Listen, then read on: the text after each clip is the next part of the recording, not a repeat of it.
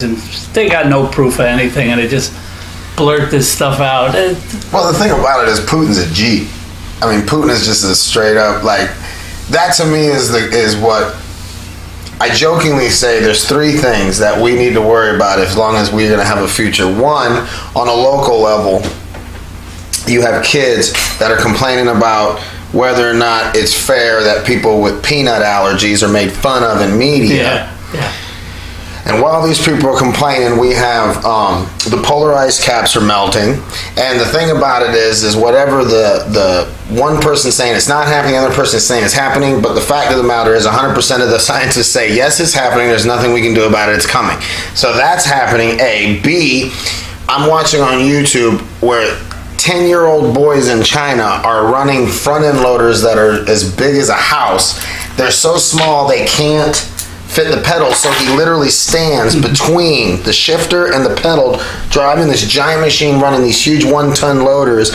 And there's a whole army of these young people in other countries. Russia, the guy, the MMA guy that his name's escaping me, that's a big shot, and he's directly from Russia. Steven Seagal. No, the MMA, the UFC fighter that's currently fighting right now. Klitschko, is it? No, he's a boxer. But the new name is all my UFC fans are like, fuck Alex, come on! Yeah. Anyways, there's pictures of him as an 8-year-old boy wrestling a bear. That was that's just like they're still old-fashioned, real young men growing up to be hard men. The only thing that we have going for us is that we live in the middle of a giant body of water and we all have a bunch of guns. And then the third big problem is if the world knew, or if the kids that are complaining about social justice warrior issues knows how many giant asteroids come this close to us annually. So if we can make it past those three things. We jump the garbage in space. But exactly. There's literally, it's starting to deflect from the sun. There's so much shit, including Tesla floating around out there. Yeah. So if you Okay. I smoke. Does smoking bother you? I'm not a smoker, but that doesn't bother me. Okay, that's all I wanted, because I can go out back if it does. Nah. And the good thing is being that we're South Marin County, he smokes such cheap cigars that it's... Oh, cigars? No, they're cigarettes. I'm just playing. My dad smokes cigars, so I'm used to cigars. Down to light. All right. You're on your way to being healthy. Well, you know Are we on? Not yet. Are we on? When you're ready, all right. you can start. Now, Jim is voice, so he pops in sometimes. He's got a microphone. Okay. So just give us the appropriate finger, please.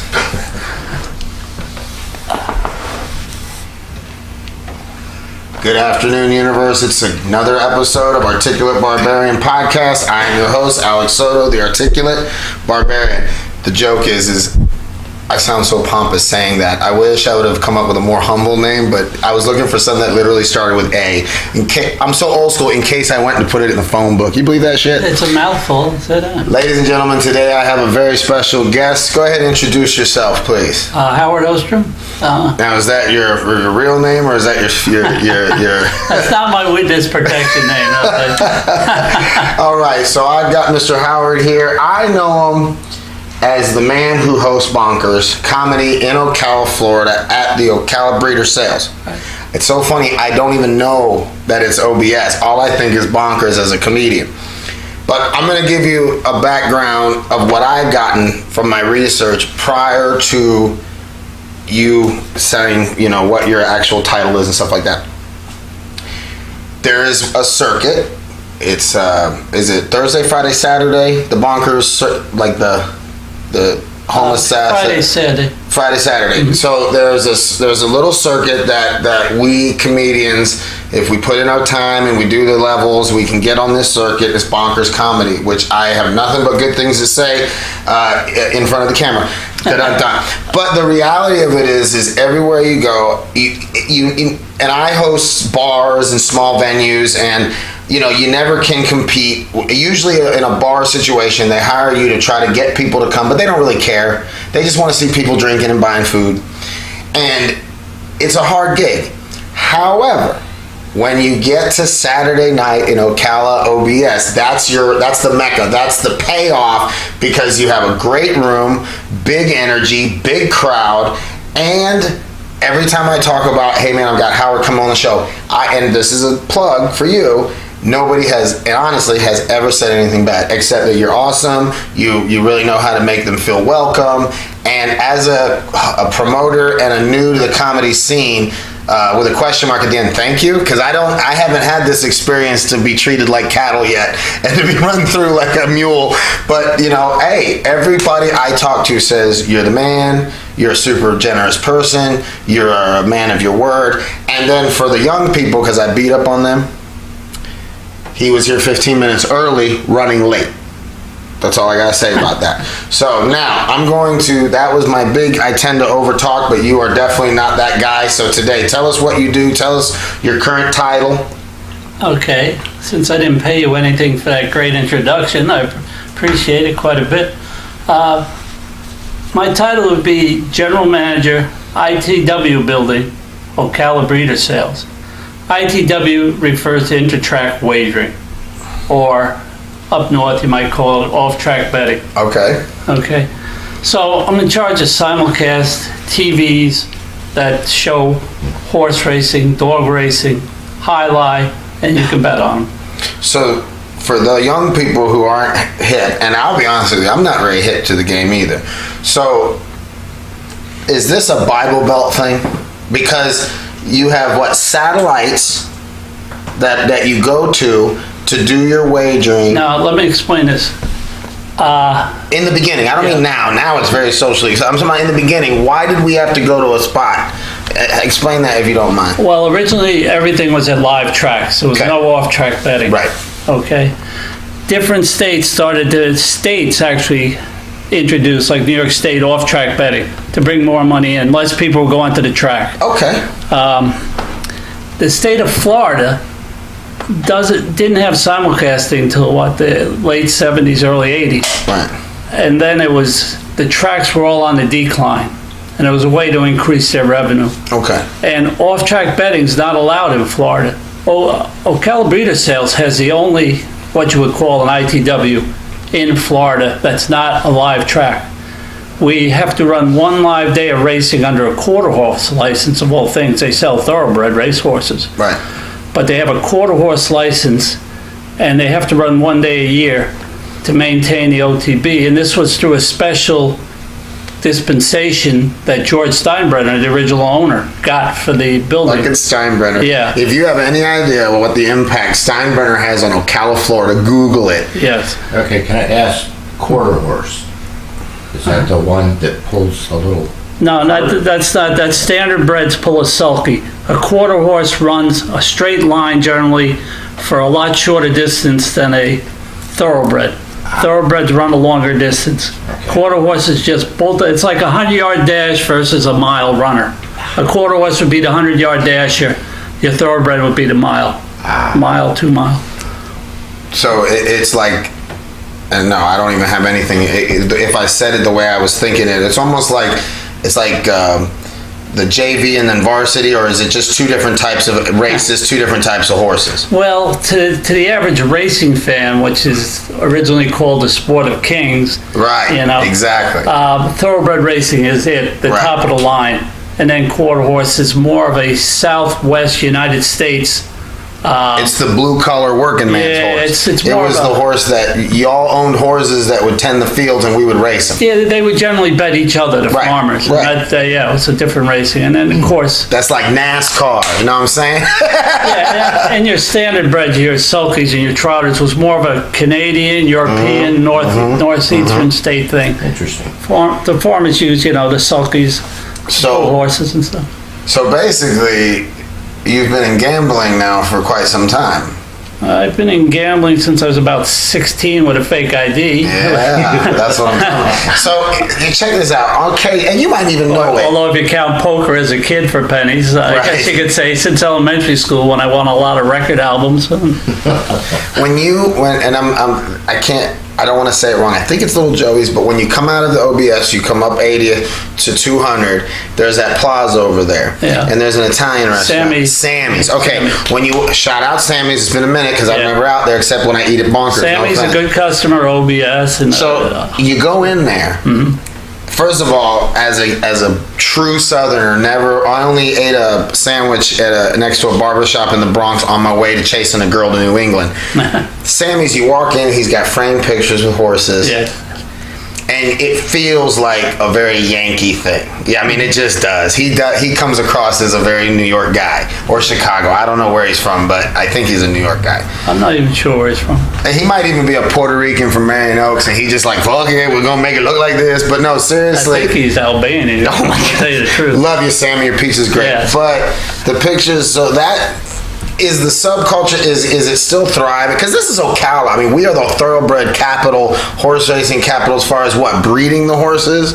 Well, Or is it used to be? There's two main areas in the United States. You got Marion County, Ocala area, and you got Kentucky. Yeah. And that's it, the mecca for horse racing, thoroughbreds. Now, Sammy's example of things have changed. Your thoroughbred crowd now is a much older crowd. Right. If you come in our place, you'll see it looks like a senior citizen center. You know. Well, being that we're over here in the villages, it just looked like a regular day to me. Yeah, that's going to do it to the area. But young people today play poker. Right. They play casinos, internet games, and everything is instant. Right. They don't want to have to sit with a newspaper and handicap and consult each other and everything. So it's a way different game today than 20, 30 years ago. I mean, it's still maintaining, right?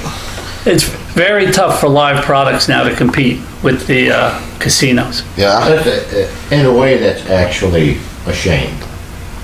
Yeah. Because now you don't have the interaction between people anymore. Exactly. It's like video games are all sitting in a dark room someplace on their phone or computer doing that. Right. And it's also, I'm at that age now where I'm looking back, looking where I'm at, looking at the future. And I mean, I'm having one of the guys who owns those internet sweepstakes places. He's going to be on my show because I have questions. I'm just curious. You know what I'm saying? Yeah. So it's not that I'm throwing shade. You could be like, yeah, those guys are the thorn in our side. I get that. But like you said, when you go to these places and you see, again, even though you're in a room full of people, you're kind of separated working on, it's a focus thing now. Like what used to be, you go through and you play the numbers. Now it's almost like it has to be instantaneous, and it has to be CGI, and it has to be colorful. This all comes with the dumbing of America, personally. No doubt. This type of gambling is done by ignorant people mainly. Mm-hmm. It's just, you take the lottery, you take... Remember Keno? Keno, that's a hard one. Yeah, that's the lowest odds I in used Vegas. to watch the guys lose their paycheck. I was at Domino's Pizza in Maryland, and right next door was this little Korean, Vietnamese looking, sorry to both races that I fucked it up. He might have been Albanian for all I know, but the thing about it is what you end up getting is he would sell to anybody. He didn't care. They would line up and play that game. Back in, this is the early 90s when does anything drive you more nuts than standing in 7-Eleven to get a soda or something, and people are buying lottery tickets and I want this and the money's going out like, what are you kidding? You don't have a prayer. You got a better shot of getting hit by lightning. Before I retired, I worked for a major food retailer where shopping is a pleasure. We don't talk about the name. I don't have anything bad. They put both of my kids to college, so thank you. But with that being said, when the mega whatever got real high, they had a Coke machine looking lottery machine. They had the customer service, and then they would shut down 2 of the registers only for lotto. The liquor store had the lotto, and there were fights in the parking lot because all the lines hit in the same spot in front of the store outside of the building. From the time, and I don't know how many weeks, but I remember we were wading through people. Yeah. And the thing is what is, I mean, obviously you probably have a good take on gambling. Oh my God, I got a whole script. I hope you have time because we'll get to everything, but I got so much. God, how many times do you get a person who's got this much knowledge about it was a taboo thing? You know what I mean? What is the romance about gambling? What is that adrenaline that hits that button that you think? I mean, you've been in this so long. Well, the adrenaline would be that you can actually win at times. Right. Most people go around life as losers, and all of a sudden when they can win at something, they get fired up. There's a thing called beginner's luck. Right. And most of the people who steadily gamble won their first bet, believe it or not. Beginner's luck seems to be a true thing, even though it's totally illogical. I remember the first time I ever went to a racetrack, knew nothing about it. It was a harness track. My uncle drove a race car at Islip Speedway on Long Island. It was number 25. So I walk in, and back in those days, they only had win in place show betting, and the big exotic bet was the daily double. You get there early to bet the first and second race daily double. So the guy says, oh, you can win the most money by betting the daily double. I said, well, I didn't look at its horse form. I don't know one horse from another. Pick a name, I don't know. So I said, give me a 2-5 daily double, $2. Boom, it comes in 2-5 daily double. I won $90. I'm hooked. Do you remember that race? Yeah, I remember the race. I mean, is it burned? Like that's like almost like losing your virginity as a young man. You know what I mean? Well, it wasn't quite that good. I know, not quite, but depends on who you ask. Because I know some degenerate ass people that have made a very good living gambling, and they don't seem to care nearly as much about the ladies. Yeah. But you know, and in the villages, because we live in this gigantic retirement mecca, I've met people. Like there were people at said grocery store that would buy the scratch-offs, and they had this technique and this method, and these guys live in the villages, so either the wife made a bunch of money, but the guy's like, and they have that, I love it when you have an old school gambler, because he has this coolness about him, like nothing can I'll faze give you him. a thing, which you've probably run into gamblers, and my mom was this way. My father never bet a dime in his life, but my mother would like to put a few dollars now and then if I was going to track. So she would give me $10 and say, oh, I love this horse's name and that horse, bet me this, this, and this. Well, she might hit and win, I don't know, if she bet $20 on a day and won 10. So I come home, well, you only got 10, you lost 10. She goes, no, I won $10. She's all excited. I won $10. I go, no, you gave me 20. And that's the gambler's way of thing. They actually won something. They wrote it off as a loss. Are you familiar with Tampa? Yeah. Okay, so Tampa this is a positive thing, because it reminds me of, because my father's very Cuban, and we come from a very Cuban home. So there's a lot of Latinos, but a lot of Colombians, Puerto Ricans, and Dominicans in Tampa, okay? There's a road, Armenia, all right? Armenia is basically a Colombian road. All the businesses, Colombian restaurants, this is that, okay? In New York, there's an Armenia in the city. All Colombian. Weird, right? So you go there, and I know this because I had a long relationship with a Colombian woman. If you're gonna get your hair did for a Colombian woman, you go to a Dominican beauty salon. Okay? So there's a shitload of Dominican beauty salons. The lady who owned the beauty salon, first of all, I typed in the name on the navigator. Doesn't come up because no telling what she wrote as the name when she rented the building. But the funny thing is she has another spot. And in the other spot, she runs numbers. It's like a Santo candle store. Yeah, numbers is old school, yeah. Right, old school as hell. Yeah. What I find amazing about the whole thing is there's always something. You know, it's almost like as I've gotten older now, I'm at the point now in this life, and it's probably horrible, and everybody says it's bad, but I'm at the point where I'm like, why? Why is it illegal? Why is it so shady? I'm confused, because once you get old enough and you've been on this earth long enough, I have seen shady shit from some of the most pure people. So why is it like, it seems to me at the very least, you're honestly setting yourself there. This is what I'm into, you know? Why it's illegal, it's simple. It's government. It's governments want their cut. The numbers, they don't get a cut. You know, prostitution, they don't get a cut.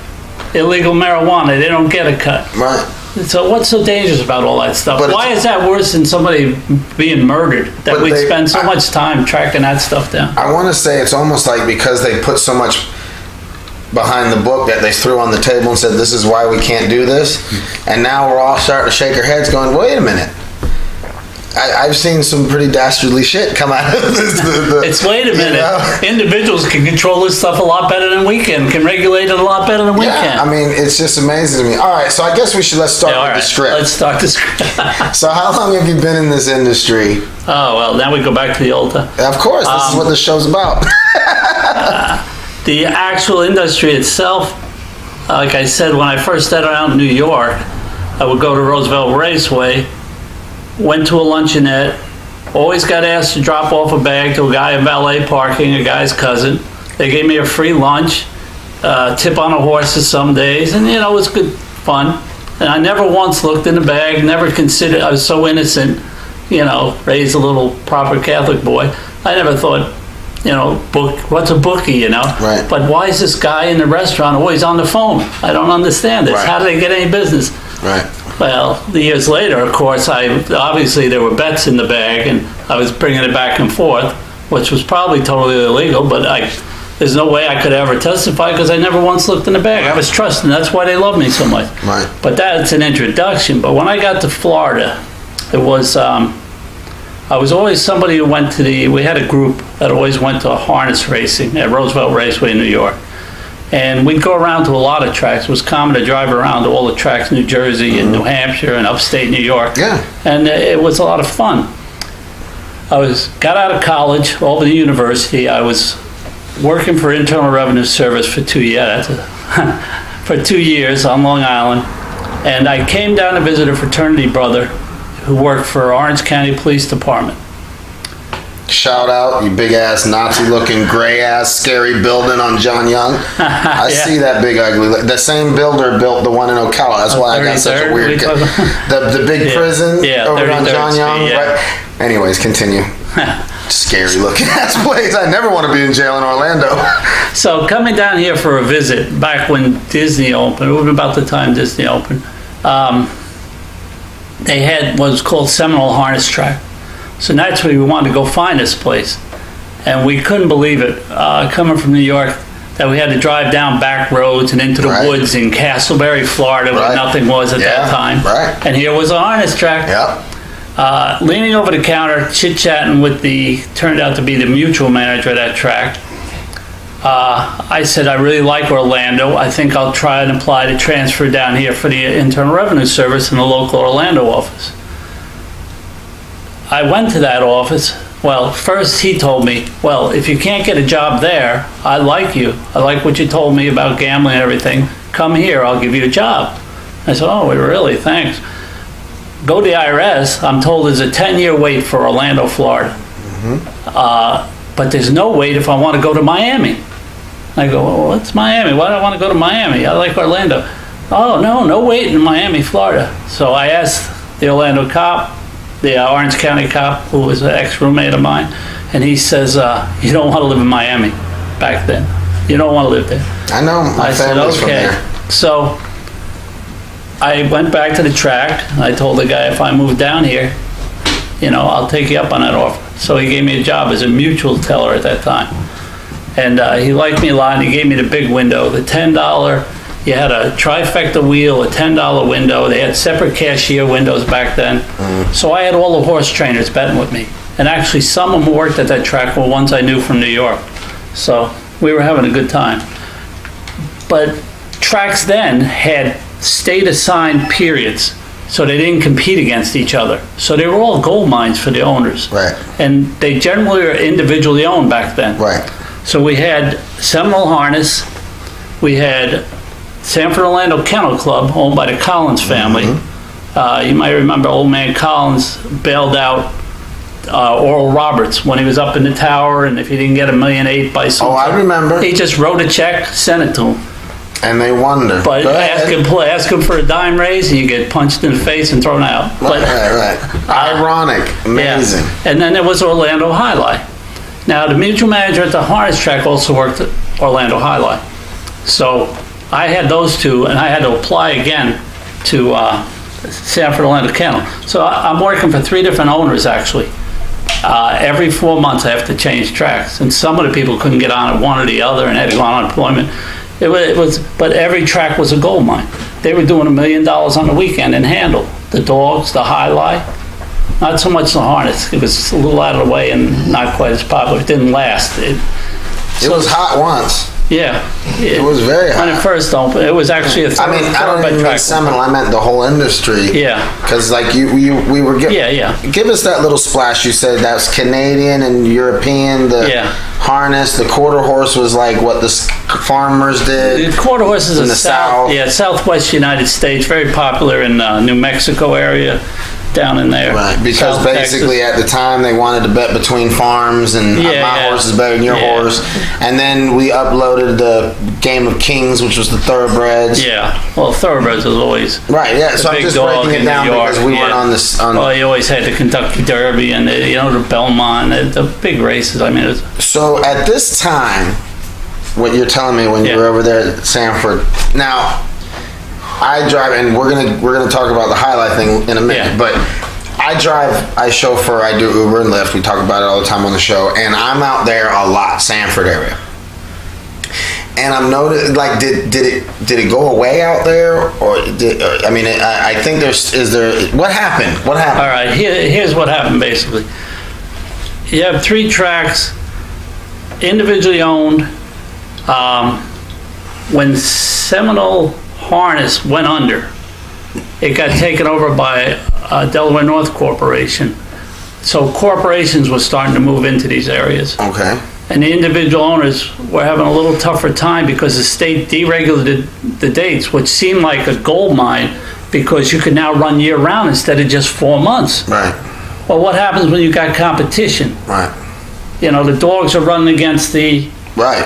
highlight. It splits your crowd up. Right. Then you get your highlight players go on a strike, okay? A vicious strike. These were Basque from northern Spain. Right. 90% of your highlight players. Right. They're sold a bill of sale by the United Auto Workers Union. They're union members. And they're told in their minds, you're superstars. You're like baseball players. Right. These owners these are millionaire owners. They're not paying you enough, blah, blah, blah. They're cheating you, blah. And these guys believe it. They go on strike and they don't go on strike with picket signs like you're Americans and stand around maybe. They're violent. So it was a violent strike. Anybody who tried to go in the highlight, they hit the cars, kick them, bust windows, threaten the owners with death and Is this everything. the 90s, the 80s? This would have been, the day they went on strike was the exact same day the lottery started. So this was the lady, it killed it. It Right. flattened it out. Luckily, I was at the dog track at that time. I didn't run into the striking end of it. Right. I was in highlight in the late 70s. When they deregulated, I stayed at the dog track because I own greyhounds. I made a lot of money betting greyhounds. Right. And highlight was a lot of hours, more hours than Right. it takes a lot longer to play highlight games than to run dogs. So as an employee, you didn't Right, wanted I more feel you. time. Yeah. So I stayed at the dogs. So the deregulating took a lot of bettors away from each place. Now they're running year round, but they're only making the same amount they made in 4 months. But your expenses go way up. Yeah. So the state figures they're making more money by having 2 things open, but it's screwing the owners. Isn't that something? It's the McRib. Yeah. The McRib only comes around once in a while, and it's this huge seller. Yeah, but if well- they had that year round and know how nasty that So thing what the is, state does is to compensate, they bring up simulcasting. They give you 2 options. You can take poker. They played penny poker they offered. Or you could take simulcast horses or both.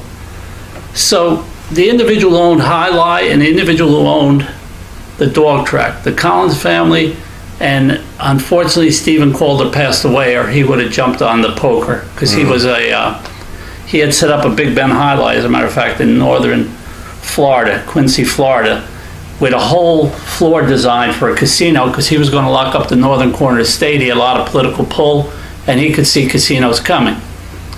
He passed away.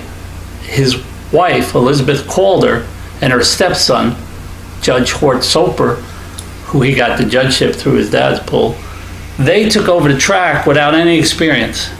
So you had them run the track, and this simulcast comes up, and they don't know anything about simulcasting. They don't know anything about. they probably were discouraged by it. It looked so They didn't know what to technology. do. They just thought that getting the horses, dogs, highlight all on TV would be a gold mine. So forget this penny poker crap. We're not going to rebuild and spend a lot of money to build poker rooms. We'll just, boom, put in this simulcast of horses. No vision for the future that Right. the poker rates might go up and Right. the World Series is on TV Yeah. and everything's going to be a gold mine in the poker rooms. So all the other tracks in the state, except the 2 in Orlando, which are owned by individuals at the time, the Collins family and the Calders, all the other ones added poker and took the penny poker and expanded. They put in the simulcasting, and the simulcast started out really good. but horse racing declined. Right. The Orlando Highlight, when I first started there, was really classy. Right. I mean, the Cheeky High Club, restaurant, Arnold Palmer you could see in there. Jane Mansfield gave out the trophy opening night in 1962 when Right. they opened. It was high, it was packed every Right. weekend. The Orlando area moved everything west though, also at the same time. Disney had come in. Right. Highlight was right in the center of where everybody went out every night. Right. You had the Club One and Circus Yeah, Circus. Club One. Yeah, well, Damn, holla. I heard about that. Yeah, I'm sure you did. I'm sure you did. I think they got my name on a seat in there somewhere. You had the circular bar in the ABC Lounge. Yeah. You had Big Daddy's. You had the barn down the street with the rock the band. barn. Damn, Yeah, that's you still had there, Chappie's too. late night Yeah. piano bar. It was just everybody went out in that area. Post time. Yeah, all of that, Post Time yeah. Lounge. And I'm the only familiar. other thing there was, if you went downtown Orlando, you had the, what do they call it? Blank on it. That was the other area to go out. Downtown Orlando Right, had that right. Phineas Fogg Balloon Right, Works and right. Church Street Station. Street, Yeah, right, Church right, Street yeah. Station. I'll So, be there performing tonight. That was the only, actually. all of a sudden now, Disney, Universal, they open up all this competition for bars and comedy club. Everything is out there. Paradise Island, Right. no and doubt. Universal Yeah, has yeah, their big yeah, yeah. area. So now everything's leaving this side of town for entertainment. So the people who are out for entertainment are all going west. The live industries are dying. The lottery is taking money out. The casino, Indian casino is now open, and that drills it. And the poker rooms are all booming everywhere, and they're not allowed to have poker because the local politicians won't let them. Isn't that something? You're fighting Disney, you're fighting the Rosen hotels, Right. and they want family entertainment there. I understand. Yeah. So they're not gonna let that come in. So being they didn't take poker initially, they couldn't get it without the counties allowing it. Isn't that something? And the counties would not allow it. And I mean, the Collins family and the Calder families tried years and years and years to get it. Finally, they gave up and sold out. Collins sold out to Penn Gaming, who has tons of money, and they come in as an investment, hoping they can get poker in the future, because they can take losses if they have to. Right. And the kids owned Sarasota Raceway also. So the kids just went over there, the two young Collins boys, and they sold Sanford Orlando because they were battling, and the church right across the street was expanding, and that location was bad for them. And Highlight just, once they struck, the people didn't come back. Right. And there's so many things wrong with Highlight. I couldn't even it start. seemed to me that it was like a hobby, like a hobbyist. Like if you go and watch rugby, Well, like it just seemed like yeah, a European highlights- thing. And The sport of highlight is exciting if they play like they do in Europe, which is a partido. Two teams played at 35 points, but this is set up for betting. It's what's called Spectacular 7. They invented to have the betting, so the games are over in 15 or 20 minutes. Right. But the real sport, which is exciting with the super players, it goes on for an hour a game. It's not conducive to betting. because the reason why we even have this show is because I was such a fan of talk radio. And during all of this time, what this story you just told, I remember hearing about them trying to get a poker room and it getting shut down. 20 years. Yeah. Listening on the radio, They right? tried a long time. One of the things that I often joke about with the villages is that in the back of a farm, they opened up a poker room, legit, Oxford Downs. Yeah. And I'm sure in the business that you've at least heard about it. Yeah. And the thing about it is it, Well, let me tell you about them. Wait. please, because I don't know anything about it. They Like, got a poker room based on a quarter horse license that they had. The quarter horse license, they're running just phony races. Just right. they don't want anybody to bet on the horse races. Yeah. They don't tell you when they're running. They just Right. they run old horses Right. and they're all owned by the same people. It's a joke racing. True. Just like the barrel racing in Gretna, Florida, the quarter horse license that opened a poker room in Hamilton. They started with a Hamilton Highlight because the only thing they could get up quick enough in time for certain benefits if slots came through. They wanted to be eligible. And those counties have voted in slots. There's 8 counties that voted in slots. And each year it comes up at the sessions and people want to deregulate the sports so they don't have to run the live product. and some fight that and some don't. And every year, and then the Indians pressure, the Indians are paying all this money to Yeah, the government. those Indians, They don't want man. expansion of these poker rooms. So it's the last 10, I don't know how many years, it comes up and the Senate votes one way and the House votes the other way, and they never compromise, and they just put it on the shelf, and we go on again and again and again. And this state's just horrible to wager in. It's Right. horrible. Yeah. So, But ironically, like I said, I have a feeling, like you were just saying, the person who figured out how to turn that Oxford Downs on, even to be able to legitimately do it, I'm assuming it was probably an old gangster like you who has the idea, who understand. Now, I don't mean gangster in a bad way. These days, that's a term of endearment. But somebody who has enough layers in their head about the business. Say, you know, is that why when guys call me OG, they're referring original to that? gangster? Yeah, that's. I mean, you're wearing an Adidas jumpsuit. Okay, I just want to go on record. We're gonna go do a Run DMC benefit when we're done here, by God. So the point is that's the point. You know, it's almost like, again, you have people that have. There's a certain kind of street smart about people that. And I was raised with an immigrant builder. You gotta understand, OCALA. OBS, okay, is totally legitimate. Absolutely. So they do not want, they have a quarter of slice. They don't want to run these phony races. Right. It's a negativity for the sport. Oh, I can imagine So what you guys they as do a not like, and they took over, they own the the Ocala Highlight building, which was leased to another management group that went under, so they've taken that over since. Is that building empty? No, they have poker in there. The poker's played there every day. At that room. And they run phony highlight game. A couple guys behind the screen, 2 University of Florida players, you know. They get the money, they just throw the ball, nobody bets on it. And that covers what the state requires. So it goes on and on year after year. It's a joke. The only thing I know about that building is that back in the 80s, they would have professional wrestling every once in a while.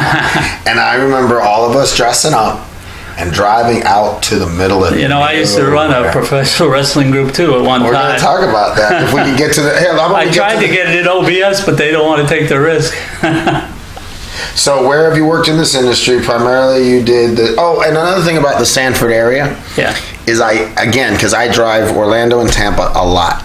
And in Orlando, that northern Orlando area, which might be a bad thing, like it might be like, oh, we don't like people talking, but it's like you could see the bones, you could see the old, there's still, the building is there, the OLE, Yeah. Orlando Live Events now, but there's a giant card playing room up there. There's That's over in the dog track is not in Sanford, but it's in Lyman, which is like right next to it. It was all like that northern, which back in the day, I remember when that was like Ocala. It's in Longwood, but it's Longwood, right. Lyman High School's right across The street. Yeah. But the thing is from Altamont Springs North was to me like Ocala was to going to Orlando was down south. Yeah. You know what I mean? So now it seems like the sprawl, because now Claremont is considered an Orlando suburb. Yeah. So now everybody's moved out. They're building these palaces out there, and they got the Orlando City Soccer's out there doing their training and stuff like that. But it's funny because you can still see the bones.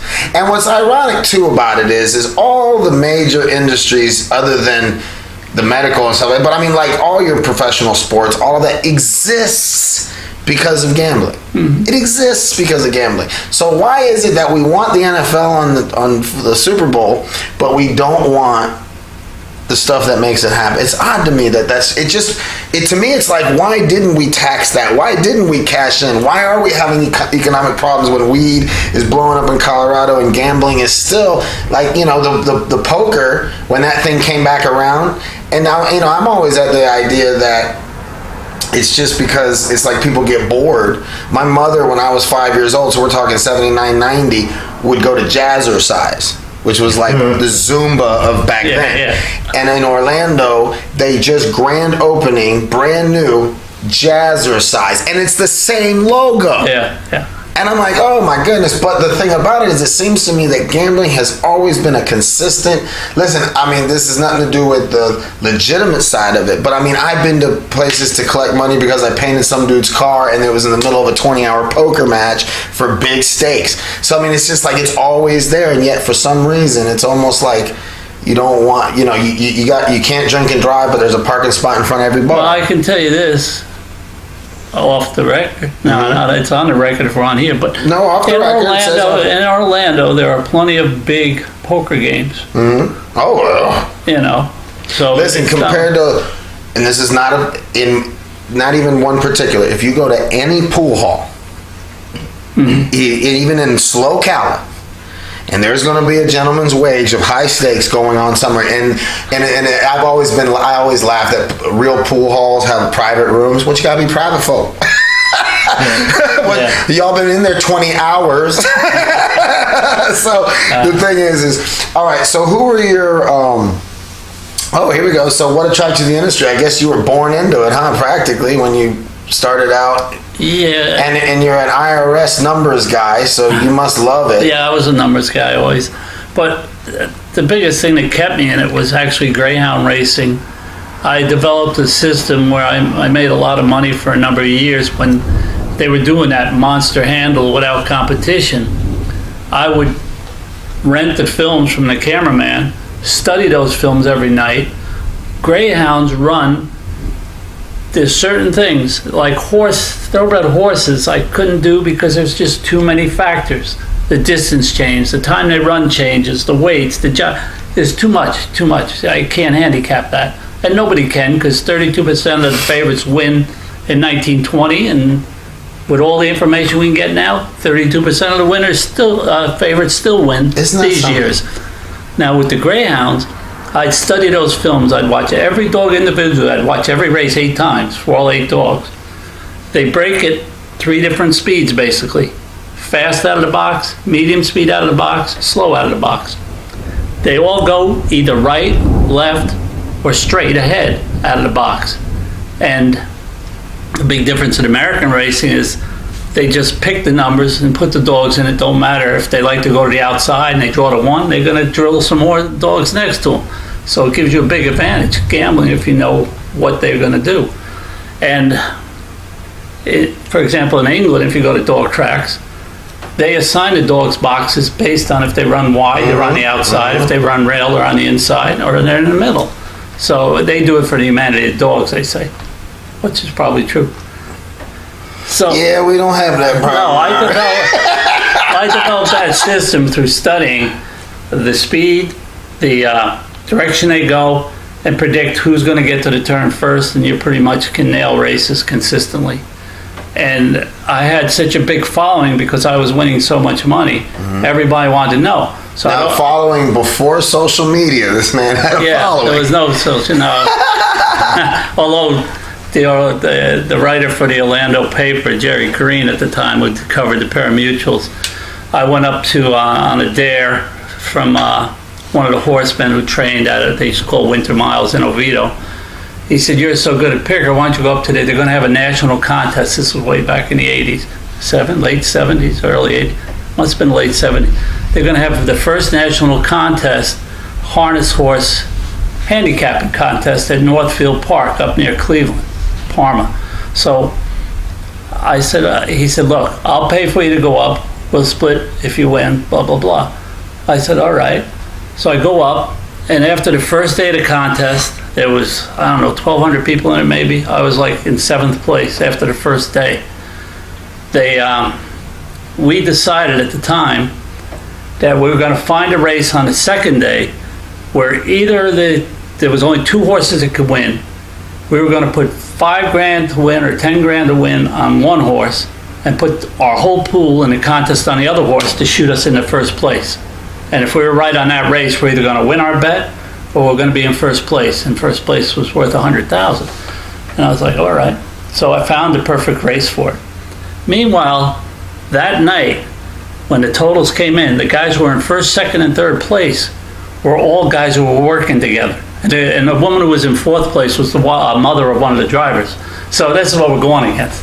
So I said, oh, we're going to have to do this now. We're going to have to go this plan because we can't take them off. They're working together. Right. Well, they had the same plan. They put their whole pool, all three of them, picked one race, and they put their whole pool on first, second, and third. Now, this was the first national handicapping contest in the country. The newspapers were covering it. There were people from all over. They allowed entry to all the sports writers in all the newspapers. So the Daily News and the California, whatever, they were all there for this, and they're in the contest.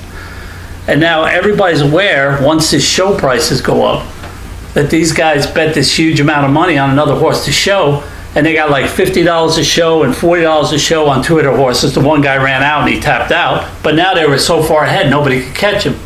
So we had to put our plan in. The only way we could catch him was to go with our plan. So we put 10 grand on one horse and all our pool on the other horse to win, to try and beat him. And we waited till the last second, put the 10 grand on, so we got a high price on our horse. Photo finish. Wow. We won with the 10 grand horse. We lost the contest, but we picked up a nice penny anyway. Nice. So it worked out all right. But they wouldn't pay the guys that won the contest. They were so embarrassed that second day by what was the rumors going around, Right, well, collusion and everything. Yeah, that sounded shady. They shut it off. They turned the cameras off. They wouldn't let the news pay. They television. They cut everything off. And then when the guys won it, ran 1-2, they wouldn't pay them. And it was in court for about 3 or 4 years. And then the guys did get their money because they Right. didn't do anything against the rules. Right. So if they didn't write the rules right, that's sorry. That's usually how rules end up Yeah. getting changed because they crossed it for the first time. So that story got written up by the guy in the Orlando Sentinel who put this humor, he liked to write humorous, and he tabbed me Howie the Hunch. So now people are coming to the track That is asking, where's Howie the Hunch? We great want to talk name. to Howie Hunch. Yeah, Howie the Hunch. I got to live with that the rest of my life. Dude, that's a great name. It's a big full page, front page article on Howie the Hunch is in the finals of the mackerel. Who Says a Guy from Orlando, Florida can't go up and win a national handicapping contest. Oh my And it's the God. story about that. The publicity guy at Highlight had bet the reporter that if I made the finals, he had to write an article on me. So the guy... Howie the Hunch. Yeah. That's a great name. Voice, are you noticing that every story he gets, I'm getting like edge of my seat? Man, thank you so much for coming out. We nail whales in this show, I'm telling you. Interesting. So who are your influences coming up? Influences in... I don't know. I wrote the question and you answered was a jock. Duke, Sander, Brooklyn Dodgers. Oh, yeah. I got kind of a late question. Yes, sir, please. When you're running the Greyhounds, Uh-huh.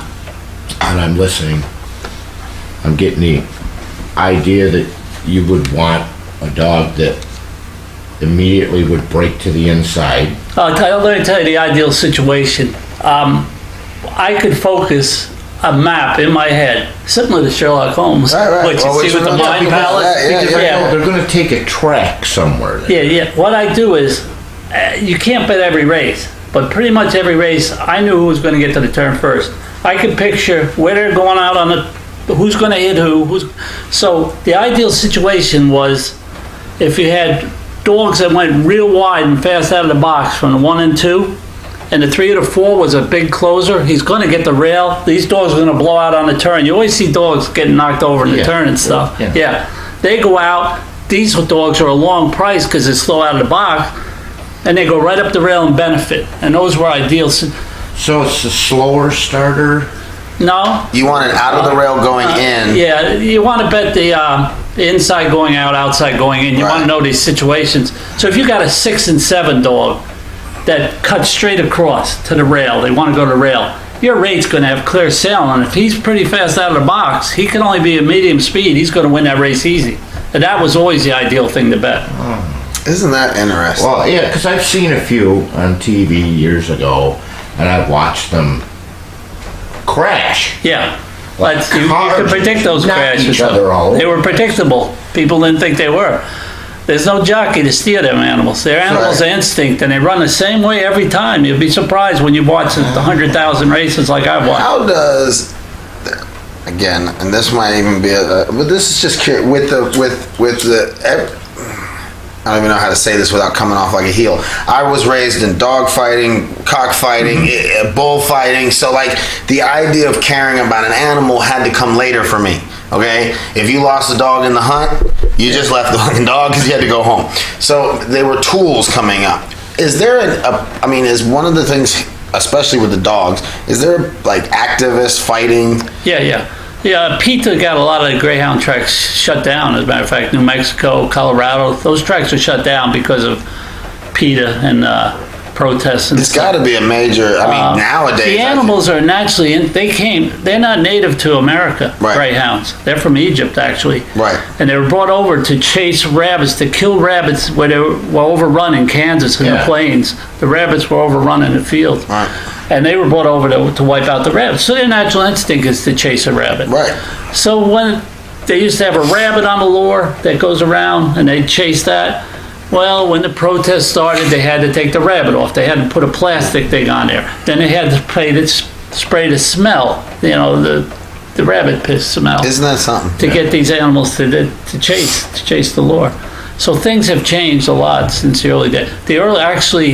They thought it was cute in the early days to imitate horse racing.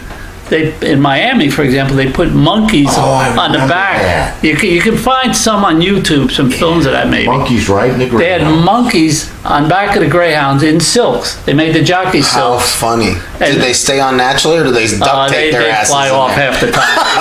Yeah. And they'd be pulling on the ears and the hair of the dogs. Yeah. Faces. Yeah, you gotta see some films of that. That's classic. But I remember in the early 80s, my family took a road trip and we went to Cherokee, North Carolina, where there was this like cowboy town, or you'd actually like take a walk down memory lane and be with the cowboys. And I remember they looked like video games. And it was like, what is that, tic-tac-toe, and you would play with either a rabbit or a chicken on the inside of the box.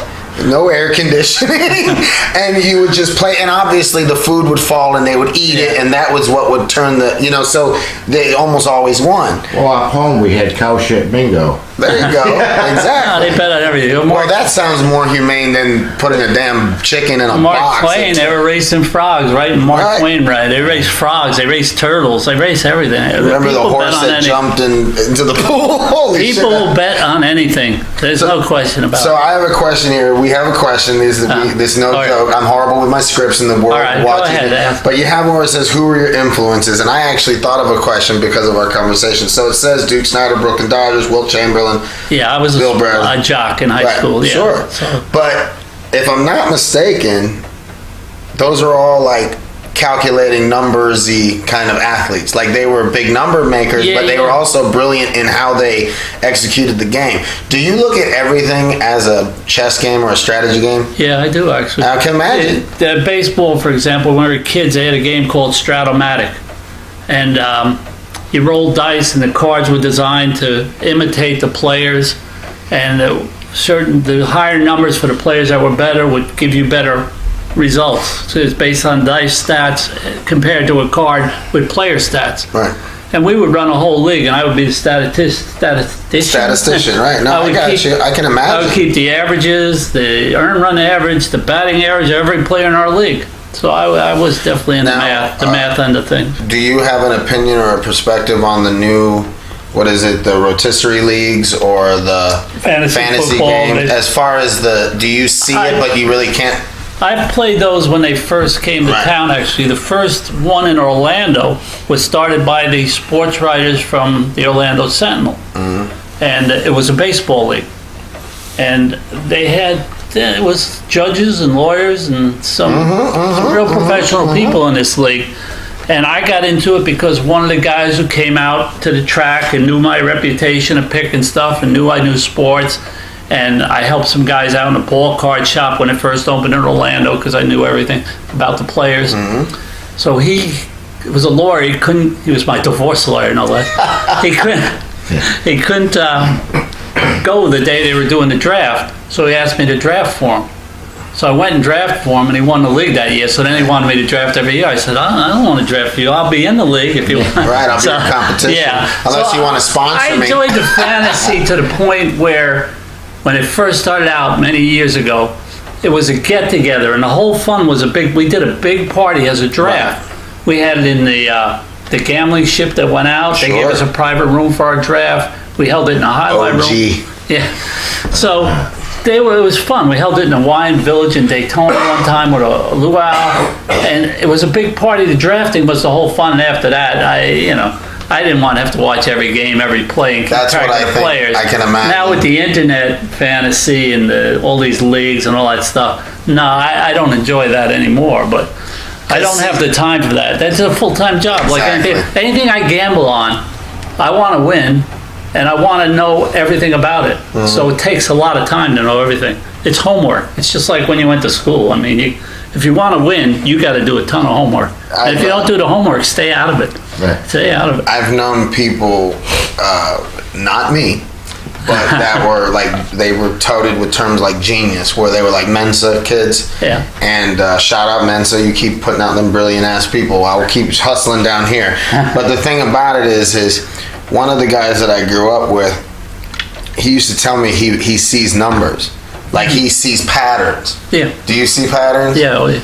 Like, can you look at a bunch of numbers and see patterns? Yeah, that's that. So the bottom line is again, I find it not that surprising that the people you're influenced by were strategists, famous strategists. So what characters have you met that stand out to you? Oh my God, here we go. Get on your edge of your seat, folks. Characters from And then you said, I need to answer the question, are you speaking mentoring manner or all of the above? I just want some more cool stories from you. mentoring manner was, boy, there's been a few influences on me on that. One guy was, I won't say his name because he's still alive. He was a big-time gambler. He was a Harvard law grad, head of a realty company and a oil company. Well, he was vice president when I met him because he was stationed in Winter Park, Florida. And he loved three things in his life. He loved fast cars, gambling, and strippers. Well, I sort of gravitated towards that guy. I like that. And he loved me for gambling. Right. So, because you were his genius in the pocket. What happened was the guy who ran the company, he was vice president of in Winter Park, was in Dallas, the main office. He passed away, and this guy got selected, so he had to go to Dallas to become the president. So that's how I ended up out at Lone Star. Dallas, Texas opened a horse track in the mid-90s called Lone Star, and it was the 5th major sport in Dallas. It was right in the newspapers with... and everything's bigger in Texas, so... Yeah, it was just the same as the basketball, the ice hockey, the baseball. You know, you had Lone Star, was big, opening up. And this guy was in the initial planning of it and the high roller for them. So he called me and wanted me to come see what they were building and answer some questions for some guys. Right. So they just had a little simulcast room open at first while they're building the main building. And he brought me in there, and I'm sitting there, and we're talking about some horse races and some stuff. And this guy sitting at the table keeps asking me all these difficult questions, really, about, you know, ITW, gambling, simulcasting, horse track, all this, that. So I'm answering them best I can. So he gets up, I gotta go now. He goes, but Bill, tell this guy I want him here when we open this track. He goes, I want him to train my 300 tellers. I want him to help us out here. I said, oh, this is why I'm out here, Bill, huh? So, when was that? 90s? That was the mid-90s. And how long did that last? At that time, Seminole Greyhound was pretty much finished. And I love Seminole Greyhound. I made a ton of money there. Let's get nostalgic. Profitable venture. Seminole Greyhound had a different setup than a lot of tracks in that they had an open box between 4 and 5. So you didn't have as much jamming. And there was this little thing I knew about it was in matinees, the sunlight hit at this angle and it's outside had this big advantage. And I just used that to my favor. And Isn't that something? The other thing I did, actually, when I left out with the talk, we were talking about how you know, picture in your mind. We also kept what was called a kennel sheet on the side. Listed all the kennels with X's and all the dogs they had in, what races that day.